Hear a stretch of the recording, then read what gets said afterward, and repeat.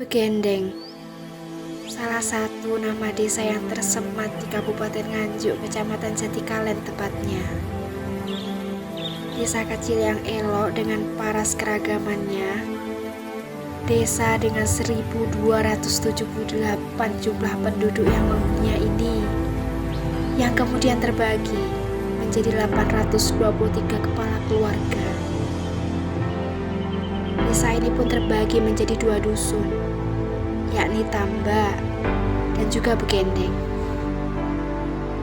Allah memberikannya salah satu keelokan pada desa ini, di mana salah satu RT dalam desa ini terbelah dan juga tersekat oleh Sungai Brantas yang menjadikannya terpisah dengan RT yang lain. Ya, Pulo namanya. Banyak ragam yang tersimpan dalam desa ini. Desa dengan latar belakang sejarah yang konon dulunya menceritakan tentang 2 orang yang sedang menjamu tamu dengan daging maupun ikan dengan jumlah yang sangat banyak. Namun ternyata jumlah tamu yang datang masih menyisakan banyak sekali daging ikan. Lalu kemudian sang pemilik pun menyimpannya dengan cara menatanya rapi secara berjejer, di mana dalam bahasa Jawa artinya diendeng-endeng. Lalu kemudian tersematlah nama desa Begendeng ini. Desa ini ternyata menyimpan berbagai macam kekayaan alam. Hamparan sawah yang luas setiap kali kita malam melintang menuju desa ini, ia akan membuat pasang mata hening dengan kesejukannya. Ragam penduduknya pun tak kalah ramah, dengan berbagai latar belakang budaya yang senantiasa dilestarikan di desa ini. Desa yang kaya akan kekayaan alam nabatinya ini pun tak luput dari kreativitas warga yang mengolahnya dengan berbagai olahan khas desa ini. Ya, tempe. Makanan yang sehari-hari banyak dikonsumsi hampir sebagian besar warga Indonesia ini pun masih sangat lestari di desa ini. Dengan masih melestarikan proses pembuatan secara tradisional dengan tungku api yang digunakan untuk memasaknya, menambah cita rasa yang khas pada proses pembuatan tempe ini.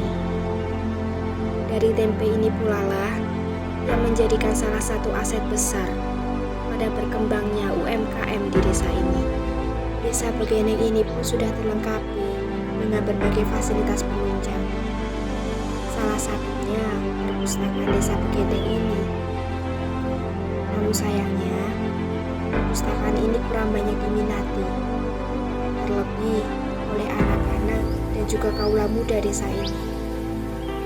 Sedangkan para calon penggerak masa depan pun harus dalam pantauan zaman, tertata serta terkumpul dalam pikiran juga aksi menuju masa depan.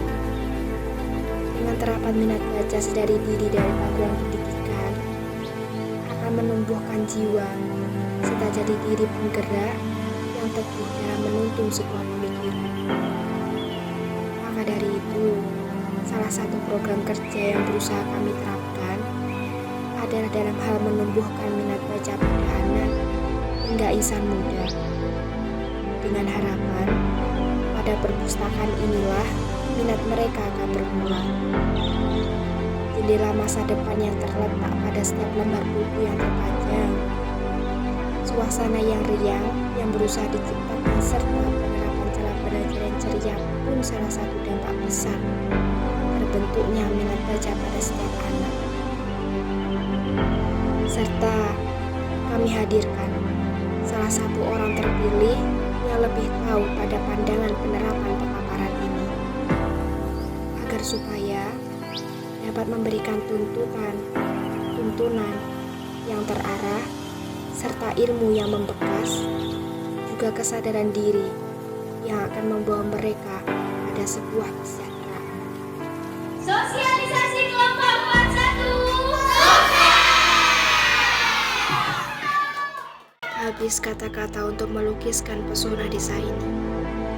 Namun dalam rangkaian puisi ini akan sedikit kami lukiskan jejak kagum kami pada desa ini.